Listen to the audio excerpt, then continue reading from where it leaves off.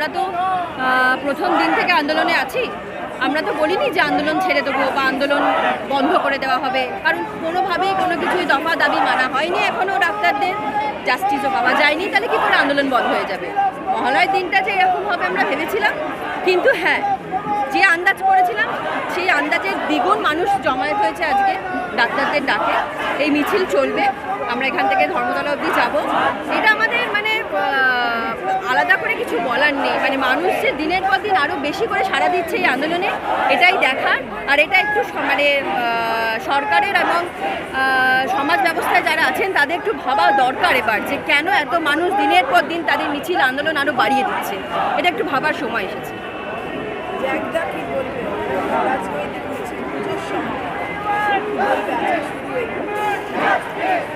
না, অরাজনৈতিকের থেকেও বড় কথা বিষয়টা অদলীয়। এটা অরাজনৈতিক আমি কখনোই বলবো না, কারণ যে ঘটনাটা ঘটেছে এটা অরাজনৈতিক ঘটনা নয়। এটা ডেফিনেটলি একটা রাজনৈতিক ঘটনা, একটা রাজনৈতিক হত্যা আমি বলবো। এবং সেই জায়গা থেকে দাঁড়িয়ে হয়তো কেউ কোনো দলে পতাকা নিয়ে আসছেন না, কিন্তু আপনি এখানে যত মানুষ আছে আপনি তাদেরকে জিজ্ঞেস করুন, তারা তো ভোট দেন, তারা নিশ্চয়ই কেউ না কেউ কোনো না কোনো দলের সমর্থক। তো সেই জায়গা থেকে আমি বলবো হয়তো অদলীয় একটা মিছিল হচ্ছে, একটা আন্দোলন হচ্ছে, অরাজনৈতিক একদমই নয়। আন্দোলন তো দুর্গাপুজোর মহা অষ্টমীতেও হবে, সন্ধি পুজোতেও হবে, নবমীতেও হবে, দশমীতেও হবে। কারণ যে মেয়েটি, যে সম্ভাবনাময় একজন ডাক্তার কন্যা, যে তার মায়ের বুক খালি করে চলে গেল, তার মানে তাকে চলে যেতে বাধ্য করলো এই সিস্টেম, এই সরকার। এবং এই যে যারা আর্জি করে বসে আছে যে রাক্ষস, তাই অসুর দলনী যেমন আসছেন, তেমনি এই অসুরের বিনাশও আমরা দেখব। আজকে মায়েরা রাস্তায় রয়েছে, সাধারণ মানুষ রাস্তায় রয়েছে। একজন মা হিসেবে আমি আজ রাস্তায় রয়েছি, বিচার চাই অভয়ার। তাই প্রতিটা দুর্গা পুজোতে যে যে পুজোগুলোতে তারা ফেরত দিয়ে দিচ্ছে, তাদের বলবো সেই পুজোগুলোতে অভয়া কর্নার হোক, প্রত্যেকটা পুজোর সামনে অভয়া কর্নার হোক, যেখানে মানুষ যদি প্রতিমা পুজোতে যান তাহলে পরে যেন অভয়ার কর্নারে 1 মিনিটের জন্যে দাঁড়িয়ে একটু তার জন্যে স্মৃতিচারণ করে যেন পুজো মণ্ডপে ঢোকেন। তাই জন্যে বলবো অভয়া কর্নার হোক। আর যারা এই টাকা নিচ্ছেন তারা একদম বড় করে মা দুর্গা কত বড়, তার থেকেও বড় পুলিশ মন্ত্রী, স্বাস্থ্যমন্ত্রীর ছবি লাগিয়ে রাখবেন। কারণ তারা তো সরকার পক্ষের যারা নেতা, তারা তো বলছে যারা যারা টাকা নিচ্ছেন তাদের কিন্তু মুখ্যমন্ত্রীর ছবি রাখতে হবে। রাখবে তারা মুখ্যমন্ত্রীর ছবি, মানুষকেও সেটা দেখতে হবে। তাই আজকের এই আন্দোলন, এই শান্তিপূর্ণ আন্দোলন, যে আন্দোলন মায়েরা, ভাইয়েরা, দাদারা রাস্তায় নেমেছে, আমাদের ছেলে মেয়েদের বিচার, আমাদের ছেলেমেয়েরা রাস্তায় নেমেছে, আমরা তার বিচারের দাবিতে আজকে রাস্তায়। একদম আলাদা, একদম আলাদা, কোনো উৎসব নেই, শুধু প্রতিবাদ। উৎসবেও প্রতিবাদ, সেটাই প্রতিবাদ। প্রত্যেকটা পুজোতে অভয়া কর্নার হবে, সেইটা প্রতিবাদ। যারা যারা প্রত্যেকে সনাতনী মতে পুজো করবেন, কিন্তু তারা আগে অভয়ার জন্যে বিচার দাবি করবেন, বিচার চাইবেন, তারপরে আমরা পুজোতে যাব। তাই উৎসবের আগে প্রতিবাদ, আগে প্রতিবাদ, আগে আন্দোলন, তারপরে উৎসব। আগে উৎসবের এখন কোনো কথা হবে না। যে রাজ্যে আমাদের মেয়ে, আমাদের সন্তানকে পাশবিকভাবে খুন হতে হয়, সেই রাজ্যে কোনো উৎসব হতে পারে না। কোনো উৎসব নেই এই রাজ্যে। কি বলবে? কমেনি। যারা ভেবেছিলেন কমে যাবে, তারা ঠিক যেমন ইনফরমেশন সারাক্ষণ ভুল হয়, আজকের ইনফরমেশন যেগুলো হাতের টিপসের মধ্যে, সেগুলো সবসময় নিজের মতো করে, নিজের ভাবনায়, নিজের কল্পনা প্রসূত হয়ে বদলে যায়। সেই রকমই বদলে গেছে, কিচ্ছু চেঞ্জ হয়নি। কারণ কেন চেঞ্জ হয়নি জানেন? তার কারণ হচ্ছে জাস্টিস তো আমরা এখনো পাইনি, এখনো সুরক্ষা পাইনি, এখনো দুর্নীতির জন্য যে পথে নামা হয়েছে প্রত্যেকটা মেডিকেল হসপিটালে, এখনো ডাক্তাররা সুরক্ষিত নয়। সাগর সেনের মার খেয়েছে, মেয়েরা মার খেয়েছে। তো সেই জায়গা থেকে আমরা সুরক্ষা পেতে চাই। থ্রেট কালচার প্রতিটি পদে পদে। আর আজকে আমি দেখলাম এমন একটা মেসেজ ঘুরে বেড়াচ্ছে যে আমাদের নাকি কোনো উদ্বোধন কোনো অনুষ্ঠানে নেওয়া যাবে না। কেন না, আমরা জাস্টিস চেয়েছি, আমরা পথে নেমে আমরা মানে এই দুর্নীতি দমনের আর্জি জানিয়েছি। তাই জন্য কিছু আর্টিস্টদের নাম লিখে তাদের বিরুদ্ধে যাতে কোনো রকম কাজ দেওয়া না হয়, যাতে তাদেরকে ব্যবহার করা না হয়, এইসব বলেছে। আমরা তো আমাদের মুখ্যমন্ত্রী, আমাদের রাজ্যের মুখ্যমন্ত্রী, আমাদের রাজ্যের স্বাস্থ্য কেন্দ্রের স্বাস্থ্য যেসব কেন্দ্র আছে সেটা পরিষ্কার করার কথা আমরা তো বলতে পারি। এটা তো আমি আমার এই রাজ্যের মেয়ে, সেটা আমাদের বড় দোষ হয়ে গেল। কিছু এসে যায় না, কিচ্ছু এসে যায় না। এইটুকুই বলবো, যারা আমাদের এগেছে, যারা মনে করছে যে আন্দোলন বন্ধ হয়ে গেছে, তাদের বলবো ভয় পেও না, ভয় পেও না। দেখুন, দেবী পক্ষ শুরু হয়েছে, অসুর নিধন, অশুভ শক্তির বিনাশ চলবে। দেবী পক্ষতে আরও বিপুলভাবে আমরা অশুভ শক্তির বিনাশ এবং অসুর নিধনের ডাক দেব। উৎসবের মতো চলবে, উৎসবেও মানুষ সামিল হবে, উৎসবের মধ্যেও প্রতিবাদ হবে, উৎসবের বাইরেও প্রতিবাদ হবে। এই চাপ যদি আমরা রাস্তাঘাটে না নেমে না রাখতে পারি, তাহলে কিন্তু অভয়া বিচার পাবে না। অদ্ভুত পড়েছে অঞ্জলির সময়গুলো এবার না। তবে এইটুকু আমি বলবো যে এবারের মহালয়াতে যেরকমভাবে গোটা পশ্চিমবঙ্গকে একসাথে এনগেজ হতে দেখা গেছে, এমনটা এর আগে কোনো দিন ইতিহাসে ঘটেনি। এবারের মহালয়াটা সব থেকে বেশি এনগেজমেন্ট সব মানুষের একসাথে, এমনটা আগে কখনো ঘটেনি। কাজে প্রত্যেকে কিন্তু প্রতিবাদের উৎসবে নেমে পড়েছেন এবং প্রতিবাদের উৎসব শুরু করে দিয়েছেন প্রত্যেকে। আর মা দুর্গা তো অশুভ শক্তির বিনাশেরই প্রতীক। কাজে মা দুর্গা আসছেন বলে অশুভ শক্তির বিনাশের যে প্রতিবাদ, সেই প্রতিবাদের কখনো কোনো খামতি ঘটতে পারে না।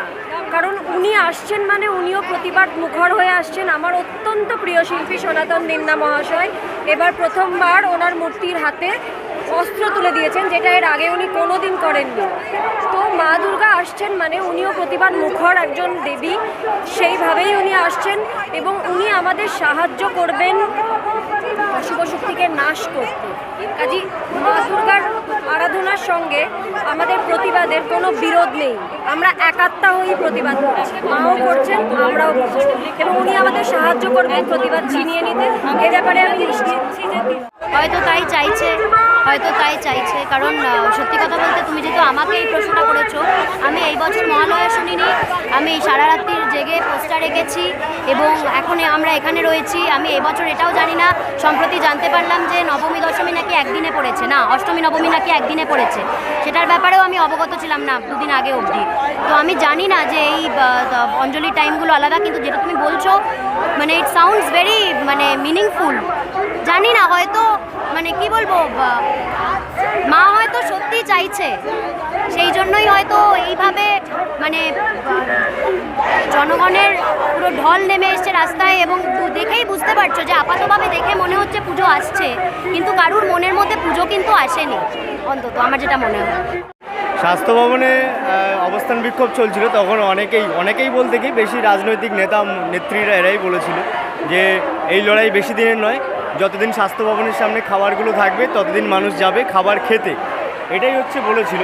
তো অ্যাকচুয়ালি আমি তাদেরকেই বলতে চাই যে আপনারা একটু দেখুন এই যে জনসমুদ্র, এই যে মানুষের ভিড়, এই যে মানুষের জমায়েত, এই যে মানুষের কলরব স্বর, এখানে কিন্তু কেউ এই খাবার এসে দিয়ে যাচ্ছে না।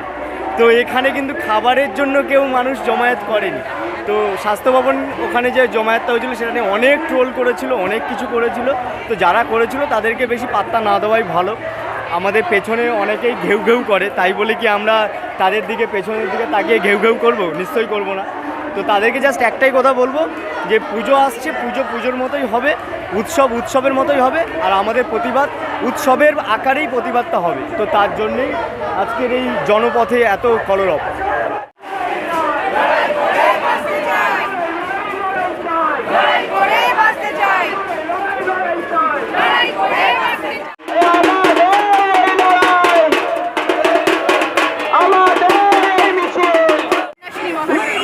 একদম সহমত।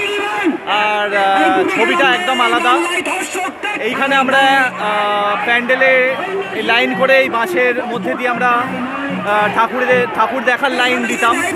আজকে আমরা জাস্টিসের জন্য লাইন দিচ্ছি সমস্ত মানুষের পিছনে। সমস্ত সাধারণ মানুষরা আজকে দল মত সমস্ত কিছু ভুলে কোনো কালারের আন্ডারে নয়, সবাই একটাই কালার, সাধারণ মানুষ উৎসব নতুন মাত্রা পেয়েছে। পশ্চিমবঙ্গের মানুষ উৎসবকে নতুন মাত্রা দিয়েছে, নতুন রূপ দিয়েছে। এভাবেও উৎসবে ফিরে আসা যায়।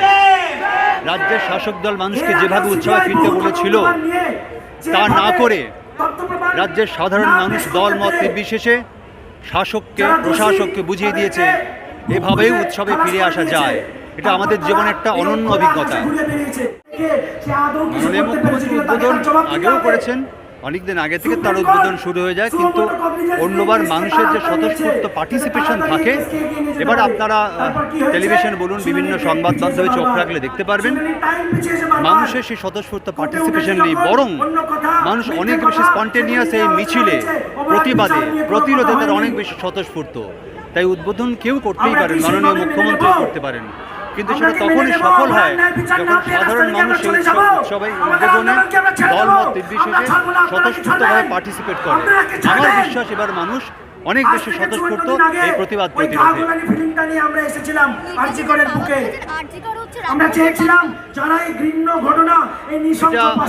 নির্যাতিতের বাবা সঠিকভাবে বলেছেন, কিন্তু এর আগেও আরজি করের প্রশাসক সম্পর্কে বহু অভিযোগ।